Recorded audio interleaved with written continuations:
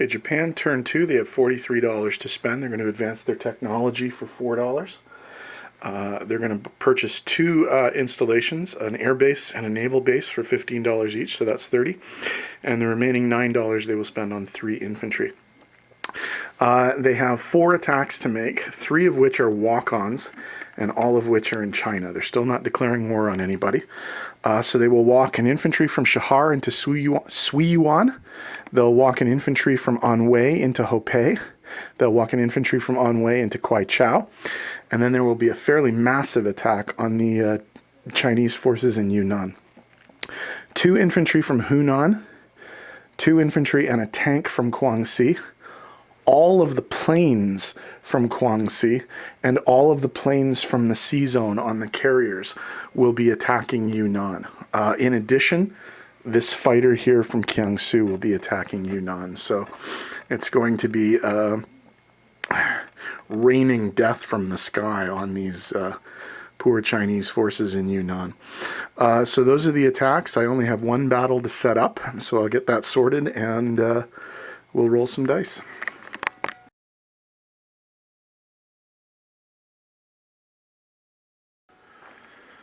Okay, the battle for Yunnan has 4 Japanese infantry and a tank, along with a pretty substantial amount of air force. We have 2 strategic bombers, 8 tactical bombers, and 10 fighters versus 2 cavalry and 7 infantry. Now, I haven't heard back from them about order of casualties, so I'm going to make an assumption. If I'm wrong, we'll correct it, but I'm assuming he's going to want to lose cavalry first simply because they don't defend as well as the infantry. Okay, so we're going to go 4 infantry and 1 tank for the ground forces. We have 2 2s each, so that's 4 2s total for the strategic bomber. We have 10 3s for the fighters. And we have 3, 6, 8 4s for the tactical bombers. So we're looking for 9 hits.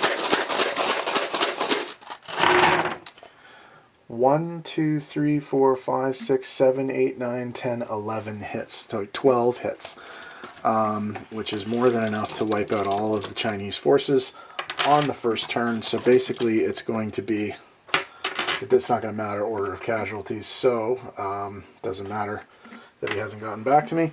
So 2 cavalry at 1, 7 infantry at 2, and we're looking for, we hope anyway, no more than 4 casualties. 1, 2 casualties. That's really, really good. Okay. So Japan takes the territory with 2 infantry lost.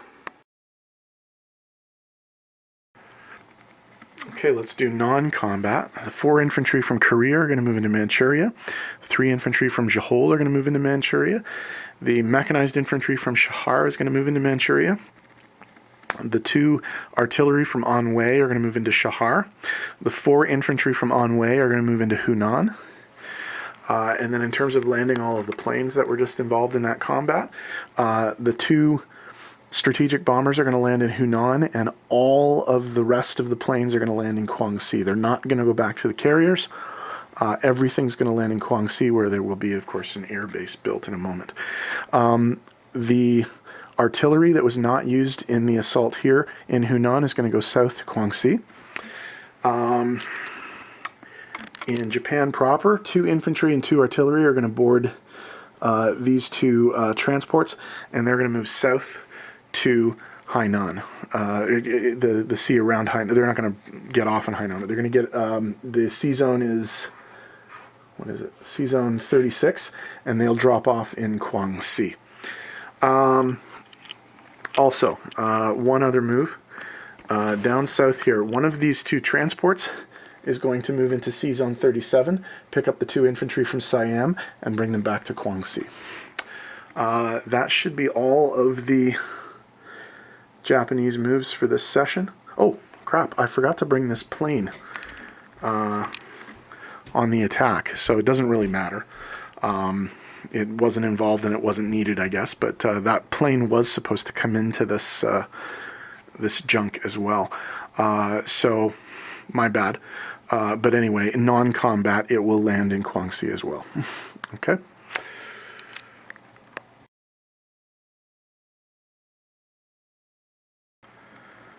Okay, Japanese placements. The 3 infantry are going to go into Jiangsu. The new naval base and the new air base are going to go into Guangxi. And we have to adjust the income chart. They pick up 1 for Yunnan, 2 for Kwaichao, 1 for Hopei, and 1 for Sui Yuan. So that's 1, 2, 3, 5 up for Japan. So they go from 29 to 34, and China goes down from 9 to 4.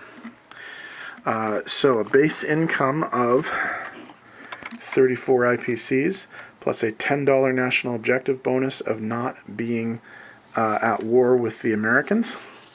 So they're going to put $44 into their treasury for next turn.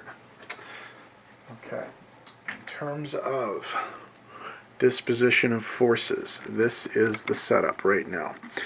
Manchuria, 1 anti-aircraft artillery, 1 mechanized infantry, and 1, 2, 3, 4, 5, 6, 7, 8, 10 infantry.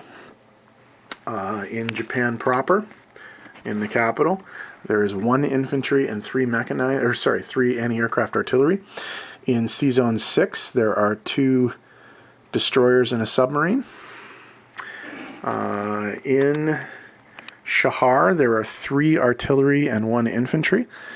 In Sui Yuan, there's an infantry. In Hopei, there's an infantry. In Kwaichao, there's an infantry.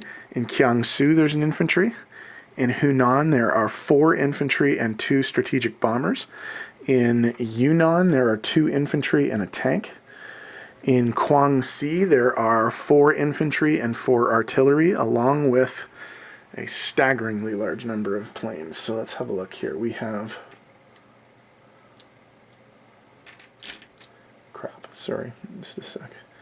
I think it's 11 planes. Yeah, 11 fighters. And I want to say 8, but I'll count anyway. 8 tactical bombers. So 11 fighters and 8 tactical bombers in Guangxi. In C-Zone, whatever that is, I think it's 36. We have a fairly substantial navy of 3 carriers, 2 battleships, 2 cruisers, 2 destroyers, and 1 submarine. The only other Japanese forces on the board are on islands. In Iwo Jima, there's an infantry. In Palau, there's an infantry. And in the Carolines, there are 2 infantry and 1 anti-aircraft artillery. That should be all of the Japanese forces on the board. So, the Americans and the Chinese are up next.